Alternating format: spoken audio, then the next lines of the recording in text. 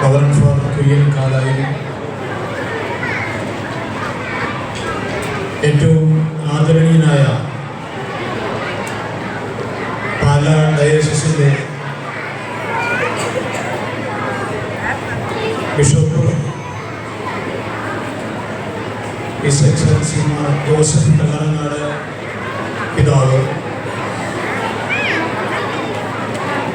ഈ യോഗത്തിൽ മുഖ്യ പ്രഭാഷണം നടത്താനായിട്ട് എത്തിച്ചേരാമെന്ന് പറഞ്ഞ വാട്ടർ റിസോഴ്സസ് മിനിസ്റ്റർ അവർ, ഈ യോഗത്തിൽ സ്വാഗതം ആശംസിച്ച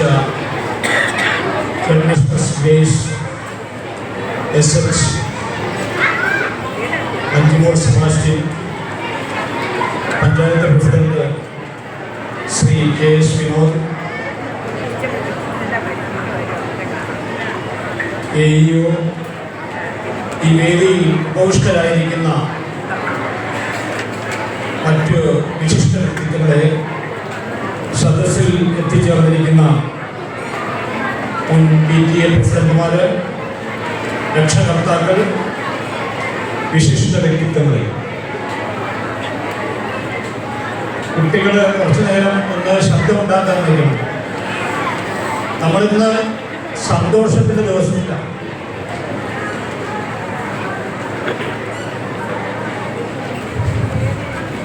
കാരണം നമ്മുടെ സ്കൂള്, കുഞ്ഞുമക്കൾ കുറച്ചു നേരം എന്നെ ഒന്ന് കേൾക്കണേ, നമ്മുടെ സ്കൂള് തുടങ്ങിയിട്ട് 75 വർഷത്തിൽ നമ്മൾ നിൽക്കുകയാണ്. ആ സുദിനമാണ് നമ്മളിന്ന് പിതാവ് ഉദ്ഘാടനം ചെയ്ത് ആ ആഘോഷ പരിപാടികളാണ്, പരിപാടികളുടെ സമാപനമാണ് നമ്മളിന്ന് ഉദ്ഘാടനം ചെയ്തത്. നമുക്ക് ഒരുപാട് സന്തോഷമുണ്ട്. സന്തോഷം എന്തെന്നറിയോ?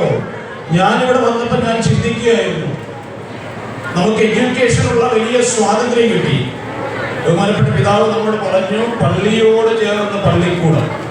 ഞാൻ പിതാവിനെയും ഈ വെളുത്ത കുപ്പായം ധരിക്കുന്ന പിതാവ്, അച്ഛന്മാര്, സിസ്റ്റേഴ്സിനെ എല്ലാം ബഹുമാനിക്കുന്ന കാര്യങ്ങൾ ഈ സ്കൂളുകളോട് അടുത്ത് പോയി നിന്നുകൊണ്ട് ഞാൻ ഇവരുടെ പ്രവർത്തന രീതികൾ കാണുകയും പഠിക്കുകയും ചെയ്തിട്ടുണ്ട്. പിതാവ് പറഞ്ഞു, വളരെ തുച്ഛമായ പ്രതിഫലം പറ്റിക്കൊണ്ട് എഡ്യൂക്കേഷന് വേണ്ടി അല്ലെങ്കിൽ ആതുര സേവനത്തിന് വേണ്ടി തങ്ങളുടെ ജീവിതം സമർപ്പിക്കുന്നു. ദൈവിക ശുശ്രൂഷയിൽ തങ്ങളുടെ ജീവിതം സമർപ്പിക്കുന്നതോടൊപ്പം ഈ സാമൂഹിക പരിഷ്കരണ രംഗത്ത് കൂടി തങ്ങളുടെ ജീവിതം സമർപ്പിച്ചുകൊണ്ട് നല്ലൊരു തലമുറയെ വാർത്തെടുക്കാൻ, ആരോഗ്യമുള്ളൊരു ഒരു തലമുറയെ രാജ്യത്തിന് സംഭാവന ചെയ്യുവാൻ പ്രവർത്തിക്കുന്നവരാണവർ. ഒരുപാട് വിഷയങ്ങളിൽ ആൾക്കാർ പരസ്പരം പറയുന്നതൊക്കെ ഉണ്ടായിരിക്കാം.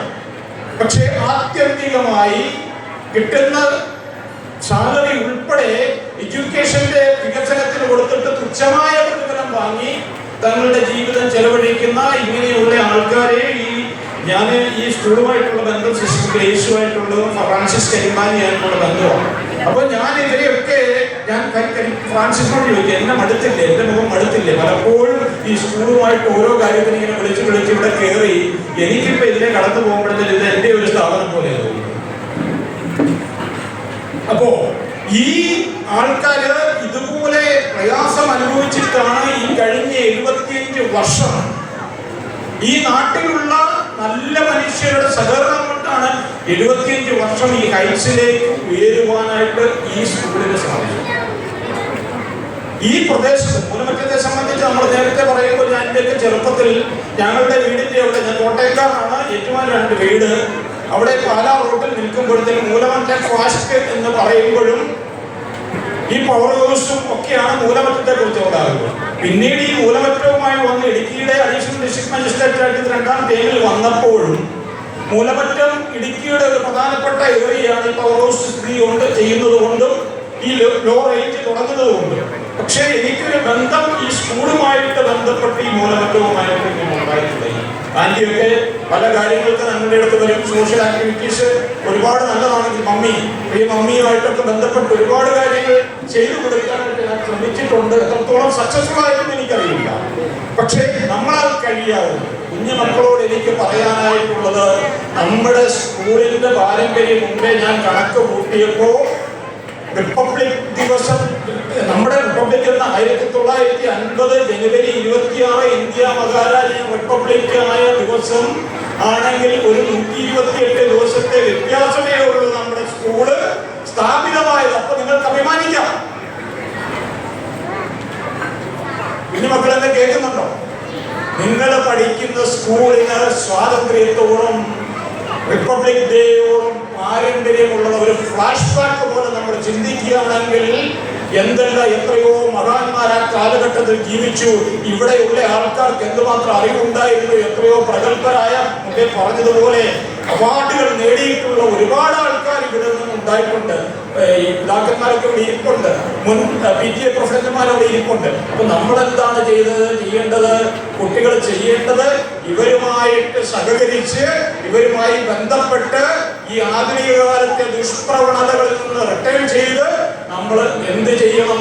ഇവരുമായിട്ട് പരസ്പരം ബന്ധത്തോടെ നമ്മൾ ഇനിയും ഹൈറ്റ്സിലേക്ക്, കുട്ടികളൊക്കെ ശ്രദ്ധിക്കണം, ഇനിയും ഹൈറ്റ്സിലേക്ക് അടുത്ത വാർഷികം നമ്മൾ ആഘോഷിക്കുമ്പോൾ മൂലമറ്റം സെന്റ് ജോർജ് സ്കൂളിനെ സംബന്ധിച്ച് എന്തെങ്കിലുമൊക്കെ നേട്ടങ്ങൾ ഇനിയും പറയുവാനായിട്ട്, അത് സ്കൂളിന് മാത്രമല്ല നിങ്ങൾക്ക് വ്യക്തിപരമായി കുഞ്ഞുങ്ങൾക്ക് പറയുവാനും ഇടയാകുന്ന ഒന്നായി മാറട്ടെ എന്ന്